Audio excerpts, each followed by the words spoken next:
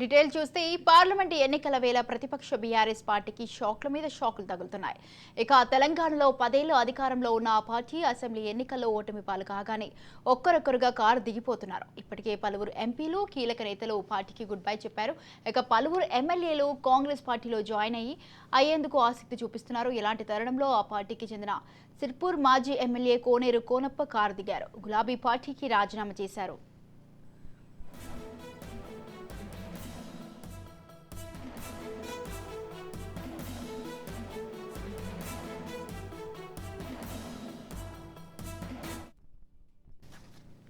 లోక్సభ ఎన్నికల్లో బీఎస్పీ పార్టీతో బీఆర్ఎస్ పొత్తు పెట్టుకోవడంతో ఆయన మనస్తాపం చెందారు.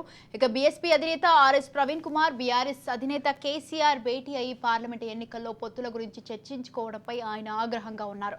తనను వ్యక్తిగతంగా దూషించిన ఆర్ఎస్పీతో పొత్తులపై చర్చించడంతో ఆయన మనస్తాపం చెందినట్లు తెలిసింది. ఇక తాను కేసీఆర్ను ఎంతో గౌరవించారని, అయినా తనకు మాట కూడా చెప్పకుండా పొత్తు చర్చలు పెట్టుకున్నారని తన సన్నిహితుల వద్ద వాపోయినట్లు తెలిసింది.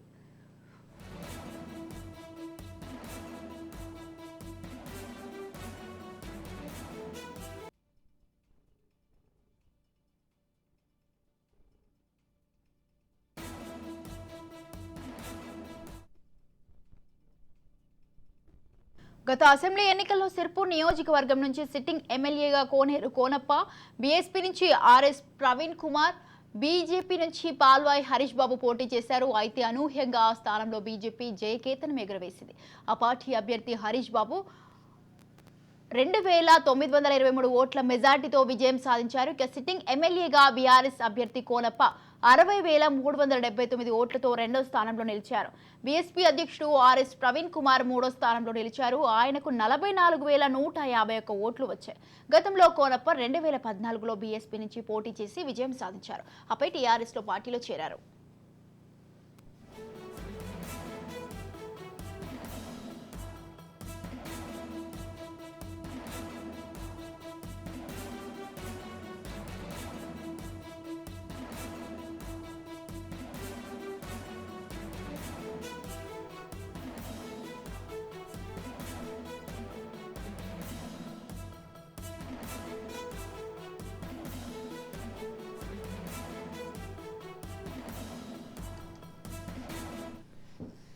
పార్లమెంట్ ఎన్నికల వేళ ప్రతిపక్ష బీఆర్ఎస్ పార్టీకి షాక్ల మీద షాకులు తగులుతున్నాయి. ఇక తెలంగాణలో 10 ఏళ్లు అధికారంలో ఉన్న ఆ పార్టీ అసెంబ్లీ ఎన్నికల్లో ఓటమి పాలు కాగానే ఒక్కరొక్కరుగా కారు దిగిపోతున్నారు.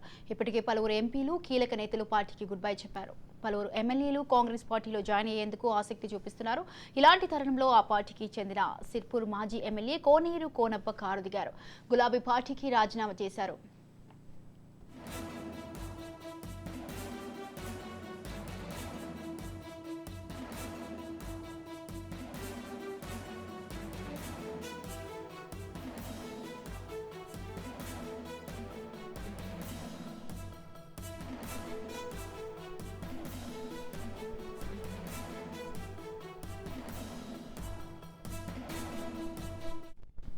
లోక్సభ ఎన్నికల్లో బీఎస్పీ పార్టీతో బీఆర్ఎస్ పొత్తు పెట్టుకోవడంతో ఆయన మనస్తాపం చెందారు. బీఎస్పీ అధినేత ఆర్ఎస్ ప్రవీణ్ కుమార్, బీఆర్ఎస్ అధినేత కేసీఆర్ భేటీ అయి పార్లమెంట్ ఎన్నికల్లో పొత్తుల గురించి చర్చించుకోవడంపై ఆయన ఆగ్రహంగా ఉన్నారు. తనను వ్యక్తిగతంగా దూషించిన ఆర్ఎస్పీతో పొత్తులపై చర్చించడంతో ఆయన మనస్తాపం చెందినట్లు తెలిసింది. ఇక తాను కేసీఆర్ను ఎంతో గౌరవించారని, అయినా తనకు మాట కూడా చెప్పకుండా పొత్తు చర్చలు పెట్టుకున్నారని తన సన్నిహితుల వద్ద వాపోయినట్లు తెలిసింది.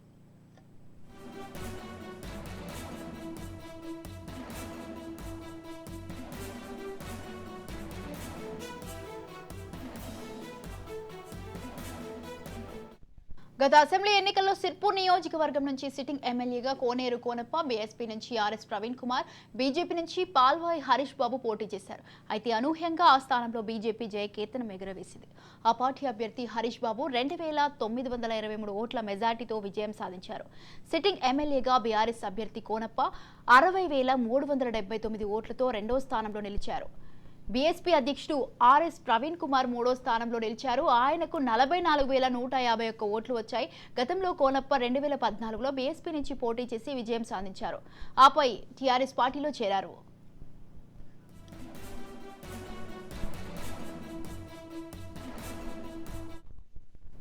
తాజాగా బీఆర్ఎస్ పార్టీకి గుడ్ బై చెప్పిన కోనప్ప త్వరలో కాంగ్రెస్ గూటికి చేరనున్నట్టు తెలుస్తోంది.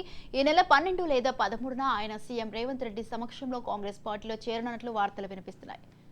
రైట్, ఈ విషయంపై పూర్తి సమాచారాన్ని అందించడానికి మా ప్రతినిధి మహేందర్ ఫోన్ లైన్ లో ఉన్నారు. మహేందర్,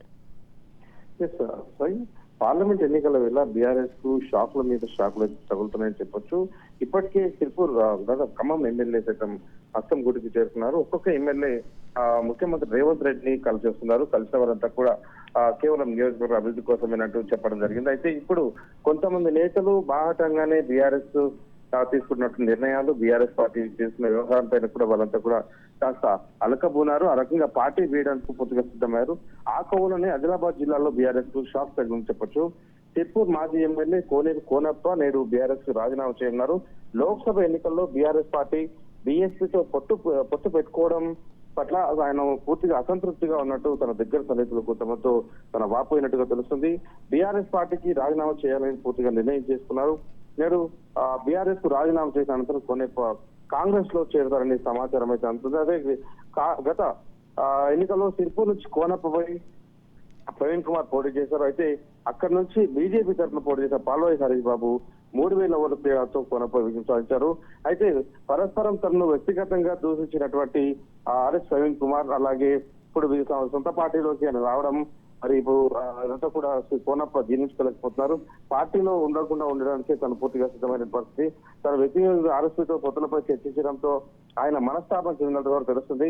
తాను కేసీఆర్ ను ఎంతో గౌరవించారని కనీసం ఆ జిల్లా నుంచి వస్తున్నటువంటి ఒక నేత చెప్పుదలపై చర్చ ఉంటుంది, వస్తుంటుంది, రావాలని చెప్పలేదు. తనను అవమానించినట్టుగానే కోనప్ప అయితే భావిస్తున్నారు. పార్టీలో తనకింత అవమానం జరిగిన తర్వాత పార్టీలో ఉండకపోవడమే సరైన తను నిర్ణయించుకున్నట్టు తెలుస్తుంది.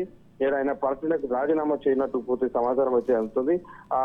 అయితే ఈ పొత్తులపై చర్చలు పెట్టుకున్న విషయం సరిహద్దుల వద్ద కూడా తన వాపోయిన పరిస్థితి. అయితే గత అసెంబ్లీ ఎన్నికల్లో తిరుపూర్ నియోజకవర్గం నుంచి సిట్టింగ్ ఎమ్మెల్యే కోనప్ప, బీఎస్పీ నుంచి ఆర్ఎస్ ప్రవీణ్ కుమార్, బీజేపీ నుంచి పాల్వాయి హరీష్ రావు పోటీ చేశారు. ఇటు సిట్టింగ్ ఎమ్మెల్యే కోనప్పకి 60,399 ఓట్లు రాగా ప్రవీణ్ కుమార్ కు 44,101 ఓట్లు పడ్డాయి. అయితే ఇవన్నీ కూడా గతంలో కోనప్ప బీఎస్పీ నుంచే పోటీ చేసి విజయం సాధించి ఆపై టీఆర్ఎస్ తో కూడా చేరారు. అయితే ఇప్పుడు స్థానం మీద పోటీ చేసినటువంటి వ్యక్తి, తనను వ్యక్తిగతంగా దూసినటువంటి వ్యక్తి, తన అవమాన పాలు చేసినటువంటి వ్యక్తి బీఆర్ఎస్ తో కలవడం, అది తనకు తెలియకుండా, ఒక మాట కూడా తెలియకుండా ఆ ప్రాంతం నుంచి వచ్చి కలవడం అనేది కోనప్ప జీర్ణించుకోలేకపోతున్నారు. పార్టీ పైన పూర్తిగా అసహనం వ్యక్తం చేస్తున్నారు. ఆయన బీఆర్ఎస్ పార్టీకి గుడ్ బై చెప్పేందుకు పూర్తిగా సిద్ధమయ్యారు. కాంగ్రెస్ పోటీకి చేరినట్టుగా తెలుస్తుంది. ఈ నెల 12 లేదా 13న ముఖ్యమంత్రి రేవంత్ రెడ్డి సమక్షంలో కాంగ్రెస్ పార్టీలో చేరినట్టు కూడా వార్తలు వినిపిస్తున్నాయి. అయితే ఇంకా చాలా మంది కూడా బీఆర్ఎస్ బీఎస్పీ పొత్తు అనగానే ఒక్కొక్క నేత అయితే కొంతమంది బాహాటంగా చెప్తున్నారు, ఈ పొత్తును వ్యతిరేకిస్తూ, కొంతమంది అయితే ఇలా పార్టీని వీడేందుకు సిద్ధమైన పరిస్థితి కనిపిస్తుంది. సో ఈ పొత్తులు అనేది మరి ఎక్కడికి దారి తీస్తుంది? ఇప్పటికే పార్టీ పరాభవమై ఒకవైపు ఇబ్బందులు ఉంటే ఇప్పుడు ఆర్ఎస్ ప్రవీణ్ కుమార్ తో జతకట్టడం మరి పార్టీ భవిష్యత్తుకు మనుగడకు ఉపయోగకరమైన లేక ప్రశ్నార్థకంగా మారే అవకాశం ఉందా అనే దానిపై అయితే చర్చ కొనసాగుతున్న పరిస్థితి కనిపిస్తుంది. Right, thank you Mahender, thanks for the details.